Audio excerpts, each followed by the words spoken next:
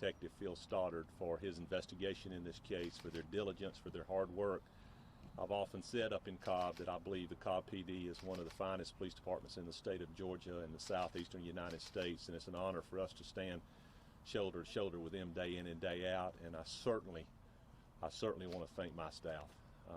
I cannot begin to tell you the hard work that these individuals have put into this case, how they literally have placed their lives on hold for a great deal of time away from their families, away from their loved ones. They've missed children's birthdays, they've missed anniversaries to be down here in this community seeking justice in this case. And I'm so very proud to work with each one of these individuals day in and day out.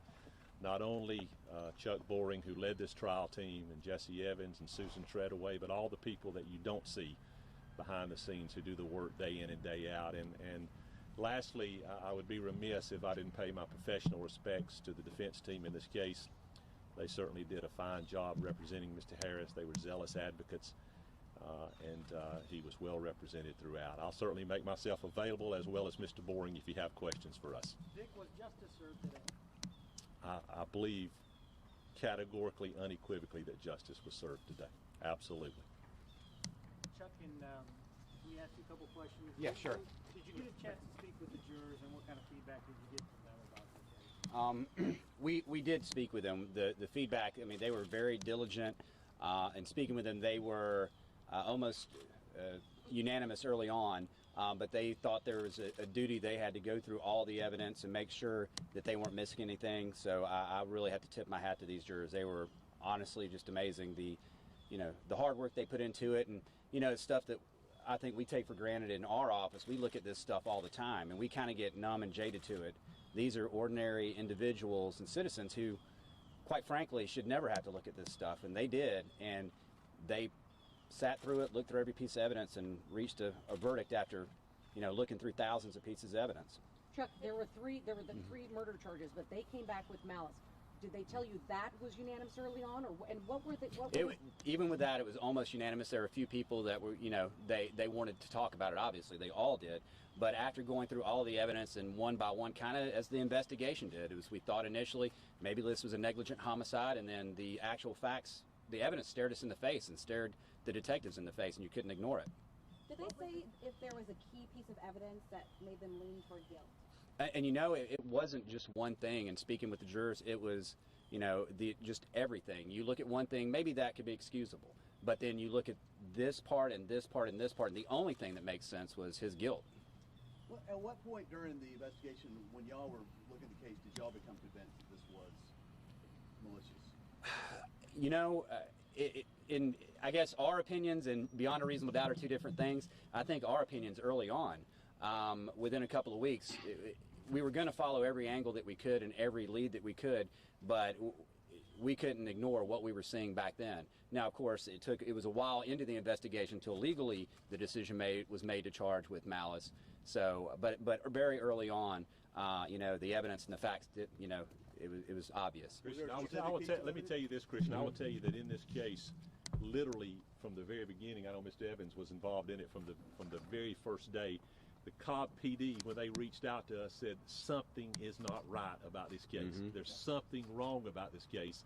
And we didn't go into the case hoping that it would be a malice murder, didn't go into the case hoping that it would be anything but some god-awful tragic accident. But as Chuck said, as brick by brick by brick by brick started laying in front of us, the foundation was built to proceed on with malice murder. And I will tell you, literally from the very second, the very minute those detectives were there, they indicated to us that there was something not right about this case. Chuck, you're a father. All of these people have kids. How hard has this been on all of you personally? Personally, I think it has affected us all differently in different ways, but it's all affected us immeasurably. I've got my son turned 1 last week, and so personally, it's been tough missing those things.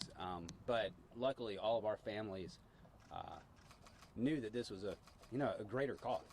So, what did the jury think about Leanna's testimony? That's one of the things they really didn't talk to us about that too much, and I think that's it, just kind of seeing how things have gone, seeing social media and things of that nature. People can interpret it a lot of different ways. Did anything surprise you in this case? The demeanor of the defendant, the demeanor of his ex-wife? I mean, was it anything? A lot surprised me from the get-go. There were numerous things that just were, there are so many things that you just never encountered that were present in this case. So it's kind of hard to put your finger on one thing that it was just. Like what give an example. If something comes to Having to describe certain things to jurors in front of cameras when you know the entire nation was watching you explain what that word was. That was very unusual. Chuck, you mentioned that at the beginning that this is stuff that you guys see, but the jurors really don't.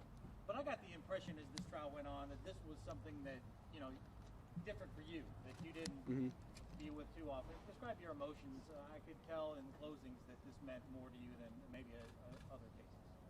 It did, probably just because of the extent of, the depravity of what we saw and how somebody could be capable. And you have to accept that somebody's capable of this level of evil. And we see it, and, as far as we're jaded, we know that this is possible, but seeing it to this level, doing that to another human being, even for the people like us, Mr. Reynolds, Mr. Evans, Ms. Treadaway, see, cases involving death all the time and horrible things. Even this was just, it really affected everybody. Chuck, you call this, when you were doing your closings, you call this a crime of opportunity. Do you guys think that, it's just a spur of the moment action? And that's one of the things. It's tough to figure out exactly what moment it was that triggered this. You look at the evidence in entirety, and of course our belief is he was planning this for a while or thinking about it, and I think that morning the opportunity presented itself and he took advantage of it. You said at first that it wasn't unanimous for the jurors. What was the thing that was keeping some of them held back?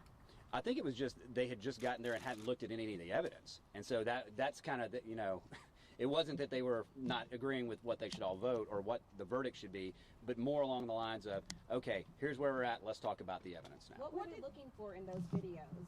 Because they came back in to the courtroom to look at some of them. Yeah, and some of that, it's funny talking with the jurors, kind of as we talked about in our closing arguments, we can sit here and look at one thing and we pick up on certain things, but with 12 people, they may see something that we never really caught on to.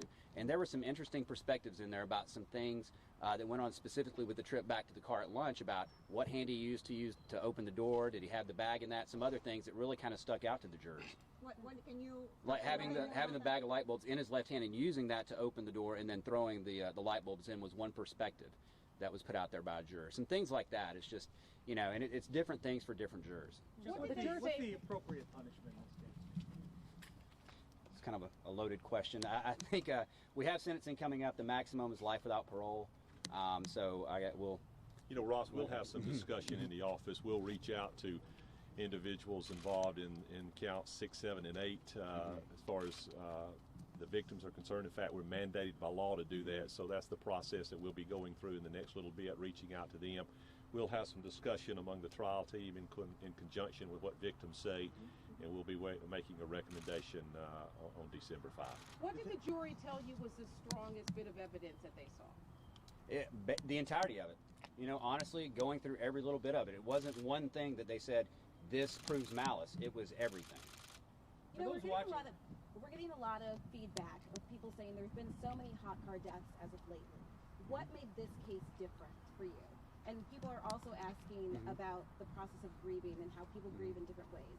Will this always be an issue of people should grieve in a specific type of way? Because one of the big things that we kept hearing about is that he wasn't grieving appropriately. Well, I think that to start with, what is different in this case initially was you have cases where, you have these hot car deaths, and these facts were completely different than those cases. So that, from almost like a scientific angle, did not add up. And then as far as the grieving process, that's one factor that the police looked at initially. Obviously, you have people react in different ways. However, this was inconsistent with anything that you usually see. But that was, initially, even with that wasn't the basis to charge him with doing this intentionally. It was everything that came after that. That is just one small piece or one, clue to the police to dig a little further in the case. Chuck, you took a lot of heat for those search warrants. A lot of it did not make it to the jurors. Will anything change as far as cases like this and what is done early on when you're one detective is talking to someone, another detective is going to take out warrants. They say this is what happens every time. Will anything change? Would you recommend anything change? You know, I think in this case, to be honest, there was a lot of conversation after that, and they reached out to us based on, you know, the search warrants, and that's why another batch was done, because we wanted to firm up. Some of the things that were attacked by the defense, frankly, I think were matters of semantics completely. That was their duty to do as defense attorneys, to attack that. However, our belief is that the statements in the search warrants were accurate. It was just maybe not the phrase that the defense would have liked the officers to use. What did the juror say to you about Ross Harris's emotions? Honestly, we didn't really discuss that back there that much. They didn't really talk a lot about it.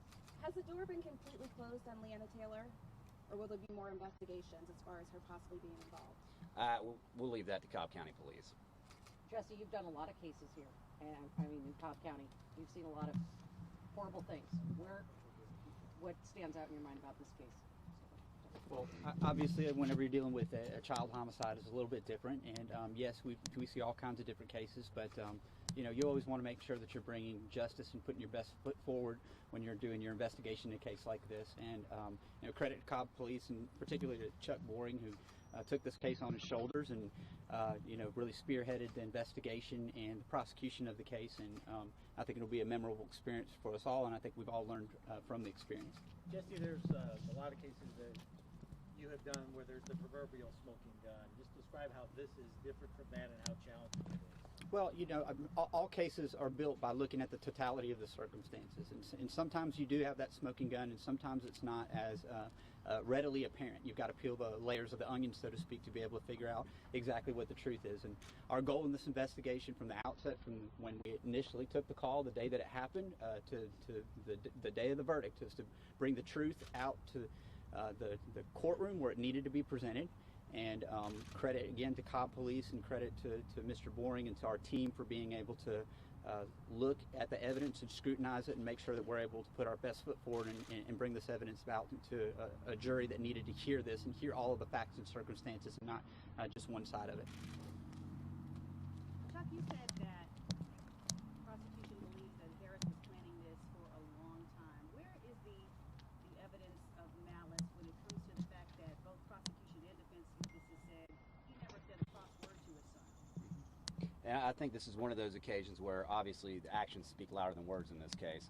And anybody who could do this, and the evidence showed that he did this intentionally, he has malice in his heart, absolutely. And you know, it's one of those things where I think, like we argued in closing argument, and like his half-brother said, you know, it's oftentimes with these cases we deal with, if it's somebody in a position of responsibility, somebody in a religious organization, something like that, that everybody in the world thinks is this great person, oftentimes we find those are the people that take advantage of the most vulnerable. And I think this case kind of screams that. Is that it, guys? Thank you. Thank y'all. Appreciate it. Thank y'all. Appreciate it.